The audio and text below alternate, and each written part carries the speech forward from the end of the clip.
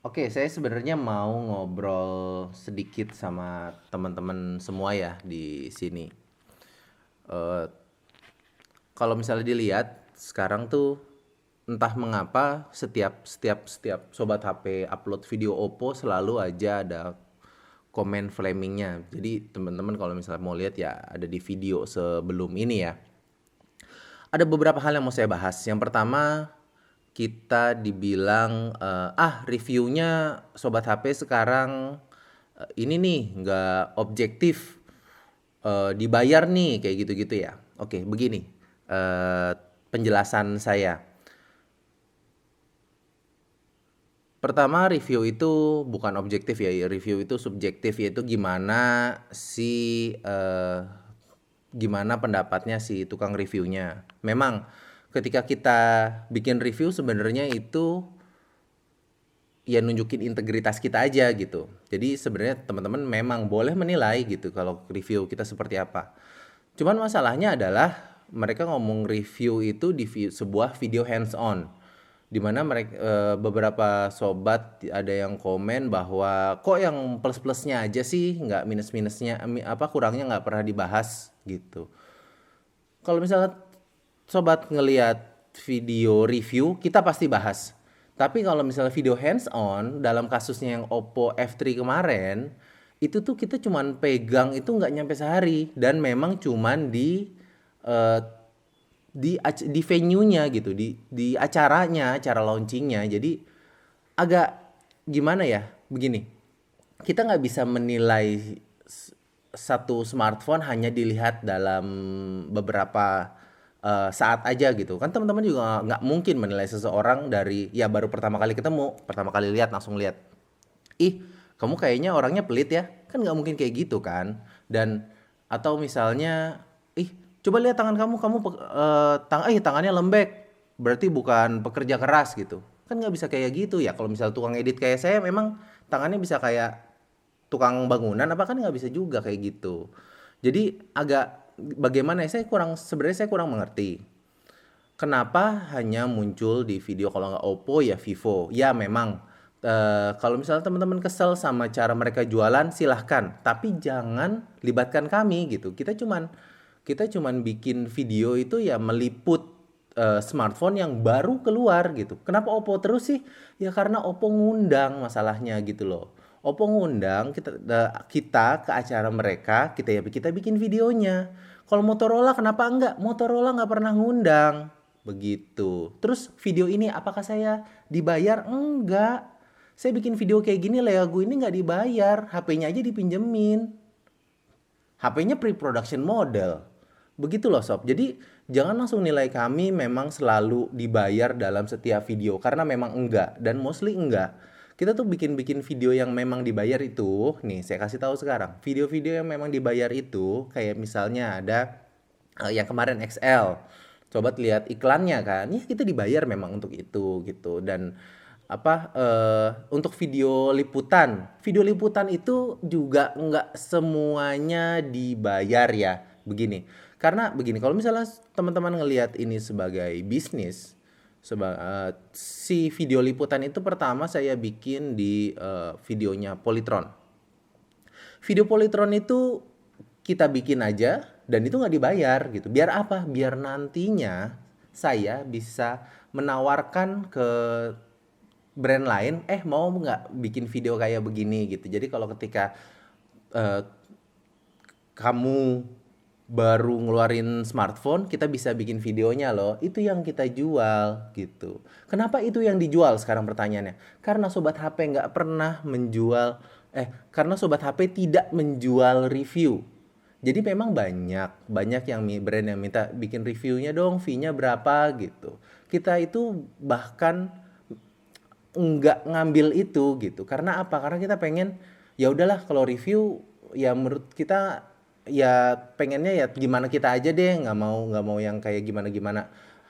Dan sebenarnya kalaupun sebuah video review dibayar banyak sebenarnya sob, belum, bukan mulai dari sobat HP aja. Sebelum sobat HP datang, review itu ada yang dibayar gitu. Biar apa? Itu untuk nutup cost productionnya. tiap media, tiap channel itu ada standarnya sendiri-sendiri. Jadi ya nggak bisa dipukul rata semua review tuh dibayar, semua review nggak dibayar, enggak. Tapi policy di Sobat HP, kalau namanya review itu kita tidak menerima bayaran dari manapun, gitu. Dan agak aneh sih ketika teman-teman mungkin sobat mungkin coba lihat thumbnail. Kita selalu bikin di thumbnail itu udah ada thumbnailnya tuh, di thumbnail itu ada review, ada hands on, warnanya juga disengaja dibuat beda-beda standarnya gitu biar teman-teman bisa bedain gitu. Tapi entah kenapa beberapa orang cuma ngeliat ya ini pasti review semua gitu. Jadi agak apa ya? Kenapa saya sangat concern sama ini? Yang pertama adalah Sobat HP sebenarnya yang dijual itu adalah trust, adalah rasa percaya. Ya, kita sangat butuh rasa percayanya sobat terhadap channel ini. Cuman isi komentar, entah kenapa kalau misalnya di video Oppo sama Vivo selalu seperti itu gitu. Ya dibayar nih. Saya tuh bikin video Xiaomi bahkan dapat HP-nya sebelum launching. Tapi nggak pernah ada yang mempermasalahkan hal itu gitu. Jadi ini saya bukan ngomong ke sobat yang memang dukung channel ini ya. Saya ngomong ke sobat yang memang selalu komen seperti itu gitu. Kalian tuh punya standar ganda. Kenapa kalau Oppo, Vivo ya seperti itu gitu. Kalau nggak suka sama brandnya ya udah gitu, nggak suka sama brandnya. Dan saya juga tidak pernah menyarankan ini harus dibeli ya sob, enggak. Kalau mau beli silahkan, kalau nggak mau beli ya semua kembali kepada sobat itu. So, kita selalu ngomong kayak gitu, kita nggak pernah hard selling satu brand. Ini beli aja gitu. Paling kita cuma ngasih rekomendasi, ini sangat recommended seperti Xiaomi Redmi Note 4 ya kayak gitu. Ini jadi ngobrol panjang begini tau lah pokoknya ngobrol karena memang saya sangat ini terganggu gitu ya. Terasa percaya sobat itu ya yang bikin channel ini gede gitu. Dan kenapa saya ada juga yang ngomong udah itu mah didiemin aja. Saya nggak bisa diemin, mohon maaf, karena eh, komen-komen tersebut, yang komen-komen kayak gitu akan mempengaruhi orang-orang yang baru datang ke channel ini gitu. Jadi ya kasihan gitu kalau misalnya kita udah bikin video, kita udah ngasih tahu ini terus orang langsung punya rasa ini mah dibayar, nggak mungkin lah sebagus ini, enggak. Justru Sobat HP muncul karena saya pada saat itu berpikiran hal yang sama gitu. Kok kayak gini sih, menurut gua nggak kayak gini. Justru gini, banyaknya tukang review sekarang, ada banyak sekarang, ada ya selain ya Gadget In, Putu Reza dan Bang Review, Obat Gaptek lah yang teman-teman udah sering lihat di channel ini. Ya ada Besti Undautek, ada Nerd TV komputer sih, tapi ya ada banyak lah pokoknya lah. Eh, itu justru malah membuat sobat semakin bisa menilai mana yang benar mana yang enggak gitu ya. Jadi point of view orang tuh beda-beda. Jadi sebenarnya semakin banyak justru semakin terbantu. Dan ya kok kayaknya gue melenceng kemana-mana deh. Intinya intinya tolong dilihat. Kalau misalnya sobat masih support channel ini, tolong eh, komennya tidak sehat seperti itu gitu.